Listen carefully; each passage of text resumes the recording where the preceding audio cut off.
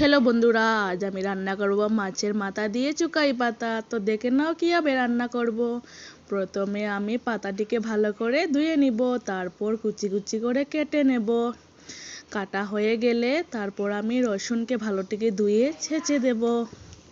ভালো করে ছেঁচা হয়ে গেলে কড়াইতে দিয়ে দেব তেল, তারপর রসুন কুচি ছেড়ে দিয়ে ভালো করে নাড়িয়ে ছাড়িয়ে নেব। ভালো করে নাড়াচাড়া হয়ে গেলে আমি আগে থেকে কাটা আলু কুচিগুলো দিয়ে দেব। তারপর দিয়ে দেব নুন দেওয়ার পরে দিয়ে দেব হলুদ গুঁড়ো, তারপর দিয়ে দেব লঙ্কা গুঁড়ো, তারপর আবারও নাড়িয়ে ছাড়িয়ে ঢেকে নিলাম।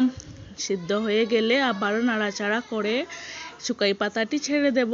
তারপর আবারও নাড়াচাড়া করে আমি এখন দিয়ে দেব পরিমাণ মতো জল। তারপর ভালোটিকে সিদ্ধ হয়ে গেলে আবারও ঢাকনা দিয়ে ঢেকে দিলাম। তারপর ঢাকনা তুলে আমি আবার